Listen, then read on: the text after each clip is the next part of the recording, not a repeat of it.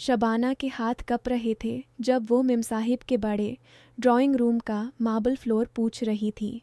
सुबह के 10 बज चुके थे और घर में हल्दी की खुशबू आ रही थी क्योंकि आज पार्टी थी। मेम साहिब ने दरवाजे से झंक कर कहा, शबाना, ये फ्लोर तो बिल्कुल साफ नहीं है। तुम क्या सोचकर काम करती हो? गेस्ट्स आने वाले हैं और तुम्हारा ये हाल है। शबाना ने सिर्फ जी मेम साहिब कहा और अपना पोछा तेज तेज घुमाने लगी। उसके दिल में एक छोटी सी आग सी जाल रही थी, मगर वो उसको दाबा कर रख देती थी हर रोज़ की तरह। अगर आपको ऐसी कहानियाँ जो दिल के करीब होती हैं और रोज़ की मेहनत की इज्जत बताती हैं पसंद आती हैं तो प्लीज़ सब्सक्राइब कर लें। ये छोटी सी मदद मुझे बहुत हिम्मत देती है। शबाना को ये घर इस्लामाबाद के F10 सेक्टर में मिला था 5 साल पहले। उसका छोटा सा सर्वेंट क्वार्टर घर के पीछे था, जहाँ सिर्फ एक कमरा, छोटी किचन और एक बाथरूम था। सुबह 5 बजे वो उठ जाती थी। नईम अभी भी सोता रहता था क्योंकि उसका काम थोड़ा देर से शुरू होता था। वो चुपके से चाय बनाती, 2 रोटियां सेकती और नईम के लिए रख देती। फिर अपना पुराना दुपट्टा सर पर लापेट कर बड़े घर के पिछले दरवाजे से अंदर चली जाती। हर दिन यही रूटीन था। कभी कभी वो सोचती थी कि ये मेहनत ही उसकी इज्जत है। वो काम करती थी तो घर चलाता था, बच्चों की तरह नहीं रहती थी। मगर आजकल ये सोच भी उसको थाका देती थी। मेम साहिब का घर सच में महल जैसा था। बड़े बड़े सोफ़े, क्रिस्टल के शैंडिलियर और हर तरफ से आने वाली महंगी खुशबू। शबाना वाहन बर्तन धोती, कपड़े धोती, फ्लोर साफ करती और कभी कभी किचन में मदद भी करती थी। कुक बीबी उसको अच्छा समझती थी, मगर मेम साहिब और उनकी बेटी हमेशा छोटी छोटी बातों पर ताने मारती थी। शबाना, तुम्हारा काम इतना स्लो क्यों है? या ये कपड़े पहन कर काम करती हो तो लगता है पुराने ज़माने की हो। कभी कभी मेम साहिब के मेहमान भी उसकी तरफ देखते और हल्के से मुस्कुराते जैसे वो कोई चीज़ हो। शबाना सब सह लेती थी। घर में नईम का इंतज़ार होता था। वो सोचती थी कि शाम को घर जाकर दोनों मिलकर खाना खाएंगे और थकावट भूल जाएंगे। उस दिन पार्टी के लिए काम और भी ज़्यादा था। मेम साहिब ने उसको सुबह से ही डांटना शुरू कर दिया था। ये ग्लास साफ़ नहीं है, ये नैपकिन फोल्ड करो सही से, और हाँ, ज़रा स्माइल करके सर्व करना वरना लोग क्या कहेंगे। शबाना ने मुस्कुराने की कोशिश की, मगर उसके चेहरे पर सिर्फ थकान थी। दोपहर को जब वो अपने क्वार्टर में कुछ देर के लिए आई तो नईम वहाँ था। वो उसके लिए चाय बना रहा था। क्या बात है, आज इतनी जल्दी आ गई? उसने पूछा। शबाना ने सिर्फ सर हिलाया और बैठ गई। उसने बताया नहीं कि मेम साहिब ने उसके सामने ही एक मेहमान से कहा था, ये मेरी पुरानी सर्वेंट है, काम तो करती है मगर दिमाग कम है। वो बात उसके दिल में कांटे की तरह चुभ रही थी। शाम को जब वो वापस घर आई तो नईम ड्राइवर की ड्यूटी से लौट चुका था। दोनों ने छोटी सी किचन में बैठकर रोटी और दाल खाई। नईम ने पूछा, आज का दिन कैसा था? शबाना ने धीरे से बताया कि मेम साहिब ने कितनी बार ताना मारा था और पार्टी में कैसे सबके सामने उसको छोटा फील कराया था। नईम ने हंसकर कहा, अरे शबाना, ये तो रोज़ी का हिस्सा है। हम गरीब लोग हैं, उन अमीर लोगों की तौहीन सहनी पड़ती है। पैसा तो मिल रहा है ना, घर चल रहा है ना, बस यही सोचो। उसके ये लफ्ज़ सुनकर शबाना का दिल एक पल को रुक सा गया। वो कुछ नहीं बोली, सिर्फ रोटी का टुकड़ा मुंह में रखा और चुपचाप खाती रही। उस रात वो जल्दी सो गई मगर नींद नहीं आई। उसके अंदर कुछ टूट रहा था। अगला दिन भी ऐसा ही था। शबाना सुबह उठी, नईम को चाय दी और बाड़े घर चली गई। आज मेम साहिब की बेटी ने उसके कपड़ों पर कमेंट किया, आंटी ये सूट कितने पुराना है, अब नया ले लो। शबाना ने मुस्कुराते हुए कहा कि पैसा नहीं है अभी। अंदर से वो सोच रही थी कि ये लोग उसको इंसान नहीं समझते, सिर्फ काम करने वाली मशीन। दोपहर को वो अपने क्वार्टर में आई तो नईम ने उसको एक छोटी सी मिठाई दी थी। आज मार्केट से लाया हूँ, खुश हो जाओ। शबाना ने उसको गले लगाया, मगर उसके दिल में वो कल वाली बात अभी भी घूम रही थी। वो सोचने लगी कि नईम उसकी तकलीफ़ को क्यों हल्का करता है। क्या वो भी उसको सिर्फ रोज़ी कमाने वाली औरत समझता है? दिन गुजारते गए। शबाना का काम वही था, मगर अब वो हर ताने को और गहरा फील करने लगी थी। एक दिन मेम साहिब ने उसके सामने ही फ़ोन पर किसी से कहा, ये सर्वेंट तो ठीक है मगर बिल्कुल बेसिक है, कोई क्लास नहीं। और ते तास ताइया मैं ते ताऊ ये। शबाना ने आंसू रोक लिए और काम जारी रखा। घर आकर उसने नईम से फिर बात की। उसने बताया कि आज कैसे उसकी इज्जत को ठोकर लगी थी। नईम ने उसका हाथ पकड़ कर कहा, देखो शबाना, हम दोनों को ये घर और ये क्वार्टर चाहिए। अगर तुम इन बातों पर ज़्यादा सोचोगी तो ज़िंदगी और मुश्किल हो जाएगी। यह तौहीन नहीं, सिर्फ रोज़ी का हिस्सा है। सब सर्वेंट ऐसे ही सहते हैं। उस बार शबाना ने उसकी तरफ देखा और महसूस किया कि उसका साथी उसकी तकलीफ़ को समझ नहीं रहा, बल्कि उसको ममूल बना रहा था। उस रात शबाना बाहर बैठकर मरगाला की पहाड़ियों को देखती रही। सर्वेंट क्वार्टर की छत पर से हवा तेज़ थी। वो सोचने लगी कि बचपन में उसके अब्बू ने कहा था कि इज़्ज़त से ज़्यादा कुछ नहीं। उसने मेहनत की थी गांव में, फिर यहाँ आई। नईम से शादी हुई थी जब वो 26 की थी। दोनों ने सोचा था कि साथ मिलकर ज़िंदगी संवार लेंगे। पहले कुछ साल अच्छे थे। नईम उसको प्यार करता था, छोटी छोटी बातों पर खुश होता था। मगर अब वो बदल गया था, या शायद वो पहले से ही ऐसा था, मगर शबाना ने नोटिस नहीं किया था। अब वो समझ रही थी कि गुर्बत से भी ज़्यादा खतरनाक वो साथी होता है जो तुम्हारी तौहीन को रोज़ का मामूल बना दे। दूसरे दिन से शबाना ने अपने अंदर एक नया फ़ैसला लिया। वो अब चुप रहने लगी थी घर में। नईम को लगता था कि वो ठीक है, मगर वो अंदर ही अंदर सोच रही थी। उसने अपने पुराने दोस्त से बात की जो दूसरे सेक्टर में काम करती थी।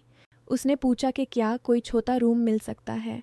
पैसा कम था, मगर वो कुछ महीने और काम करके मैनेज कर लेगी। उसने अपने कपड़े और छोटी सी चीज़ें चुपके चुपके एक बैग में रखनी शुरू कर दी। नईम को कुछ पता नहीं था। वो अब भी शाम को आकर उससे बातें करता था कि मेम साहिब ने कितना बोनस दिया या घर का खर्चा कैसे कम करें। शबाना सिर्फ सुनती रहती थी। एक हफ्ते बाद एक शाम थी। बरसात हो रही थी इस्लामाबाद में।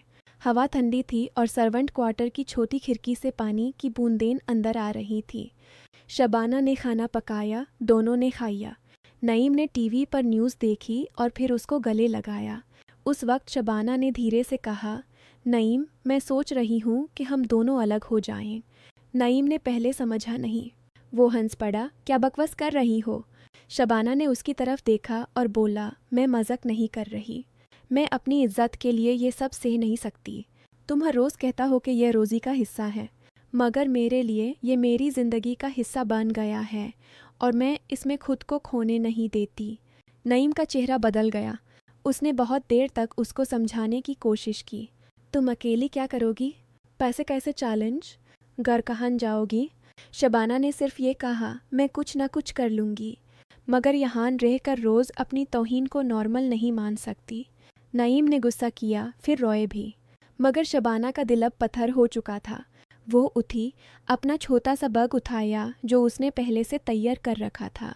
उसमें सिर्फ उसके 2 सूट थे, कुछ बर्तन और थोड़ी सी पैसे जो उसने अलग से बचाए थे। नईम ने उसका हाथ पकड़ना चाहा, मगर वो हट गई। बस नईम, अब और नहीं। वह दरवाजे तक गई। बाहर बरसात अभी भी हो रही थी। उसने एक पुराना चादर सर पर ली और बाहर निकाल गई। सर्वेंट क्वार्टर की रोशनी पीछे छूट गई। नईम दरवाजे पर खड़ा था और उसको रोकने की कोशिश कर रहा था, मगर वो नहीं रुकी। शबाना ने पीछे मुड़कर नहीं देखा। वो सड़क पर चलती रही। पाँव गीले हो रहे थे, मगर उसको फर्क नहीं पड़ रहा था। उसके दिल में एक ठंडक थी। दाढ़ था, मगर वो दाढ़ उसको जिंदा फील करा रहा था। उसने सोचा कि अब जिंदगी और मुश्किल होगी। अकेली रहना, नया घर ढूंढना, काम ढूंढना, मगर वो जानती थी कि ये मुश्किल उसकी इज्जत से कम नहीं थी। वो एक और घर में काम ढूंढेगी जहाँ शायद फिर से ताने लागेंगे, मगर घर आकर कोई उसको ये नहीं कहेगा कि तौहीन रोज़ी का हिस्सा है। उस रात वो अपनी पुरानी सहेली के घर पहुंची जो रावल टाउन के करीब रहती थी। सहेली ने उसको अंदर बुला लिया और पूछा क्या हुआ। शबाना ने सिर्फ इतना कहा कि मैं अपने लिए कुछ नया शुरू कर रही हूँ। उसने रात भर सोचा। सुबह उसने नए घर के लिए निकालना था, काम की तलाश में। जिंदगी अब उसके हाथों में थी। नईम का चेहरा उसके दिमाग में घूम रहा था, मगर वो उसको रोक नहीं रही थी। वो जानती थी कि प्यार था उनके बीच, मगर इज्जत के बगैर वो प्यार भी सिर्फ एक बोझ बन जाता है। अगले कुछ दिनों में शबाना ने एक नया छोटा घर मिला। ये भी सर्वेंट क्वार्टर जैसा ही था, मगर अब वो अकेली थी। उसने नए घर वालों से बात की और काम शुरू कर दिया। काम वही था, बर्तन, साफ सफाई, खाना। मगर अब वो हर ताने को अपने दिल से दूर रखती थी। वो सोचती थी कि मैं अपनी मेहनत की इज़्ज़त खुद करती हूँ, किसी और को ये हक नहीं कि वो उसको छोटा करे। कभी कभी रात को नईम की याद आती थी, उसके छोटे छोटे प्यार के लम्हे। मगर फिर वो उसकी वो बात याद कर लेती थी और अपने दिल को संभाल लेती थी। महीने गुजार गए। शबाना अब थोड़ी मजबूत हो गई थी। उसने अपने पेरेंट्स को गांव में फ़ोन किया और बताया कि वो ठीक है। उन्होंने पूछा नईम कैसा है, तो उसने सिर्फ ये कहा कि सब ठीक है अब्बू। वो झूठ नहीं बोलना चाहती थी, मगर सच बताने से उनको तकलीफ़ होती। उसने अपनी ज़िंदगी को नए सर से शुरू करने का फ़ैसला किया था। कभी कभी वो इस्लामाबाद की सड़कों पर चलती थी और सोचती थी कि कितनी औरतें ऐसे ही अपनी इज़्ज़त बचाने के लिए लड़ रही हैं। कोई उनको नहीं देखता, मगर वो खुद को देखती थी। नईम ने कई बार फ़ोन किया, पहले रोए, फिर गुस्सा किया, फिर माफ़ी मांगी। शबाना ने हर बार धीरे से कहा, नईम तुम समझ नहीं रहे, मैं वापस नहीं आ सकती। उसने एक दिन कहा कि मैं बदल जाऊंगा, मगर शबाना को पता था कि बदलने वाली बात सिर्फ उसके अंदर थी। वो खुद को बदल चुकी थी। अब वो उस औरत नहीं रही जो हर तौहीन को सह लेती थी। वो एक औरत थी जो अपनी मेहनत को अपनी इज्जत समझती थी। एक दिन वो अपने नए घर के छोटे से बगीचे में बैठी थी। सुबह की धूप उसके चेहरे पर पड़ रही थी। उसने सोचा कि ज़िंदगी अब भी मुश्किल है, पैसे कम हैं, अकेलापन है, मगर दिल में सुकून है। कोई उसको यह नहीं कहता कि उसकी तकलीफ़ मामूल है, वो खुद अपने लिए खाली है, और यही उसके लिए काफ़ी था। उसके बाद के दिन और भी गुजरे। शबाना ने अपना काम और बेहतर करना शुरू कर दिया। नए घर वालों ने उसकी मेहनत की तारीफ़ की। कभी कभी वो पुराने घर के पास से गुजारती थी, मगर अंदर नहीं जाती थी। सर्वेंट क्वार्टर अब दूर लगता था। नईम शायद अब भी वहाँ रहता होगा, मगर उसके लिए वो ज़िंदगी पीछे छूट चुकी थी। वो आगे बढ़ चुकी थी, अपनी इज्जत, अपनी मेहनत और अपनी ज़िंदगी के साथ। हर शाम जब वो थक कर घर आती थी तो वो अपने छोटे से कमरे में बैठकर चाय पीती थी। कभी कभी आंसू आ जाते थे, मगर वो उनको पोंछ लेती थी। यह आंसू अब कमज़ोर होने के नहीं थे। यह आंसू उस औरत के थे जो अपने आप को पहचान चुकी थी, जो जानती थी कि प्यार इम्पॉर्टेंट है मगर इज़्ज़त उससे भी ज़्यादा, और जो समझ चुकी थी कि कभी कभी अलग होना ही ज़िंदगी को सही रास्ता देता है, चाहे वो रास्ता कितना भी मुश्किल क्यों ना हो। शबाना की कहानी ऐसी ही चलती रही। रोज़ की मेहनत, रोज़ की लादाई अपने अंदार की, मगर अब उसके चेहरे पर एक नया रोशनपन था। वो जानती थी कि उसने जो फ़ैसला लिया था वो सही था, और ये फ़ैसला उसको एक नई औरत बना रहा था। एक औरत जो अपनी तौहीन को कभी मामूल नहीं बनाने देती। एक औरत जो अपनी इज्जत के लिए खड़ी रहती है, चाहे साथ कोई ना हो,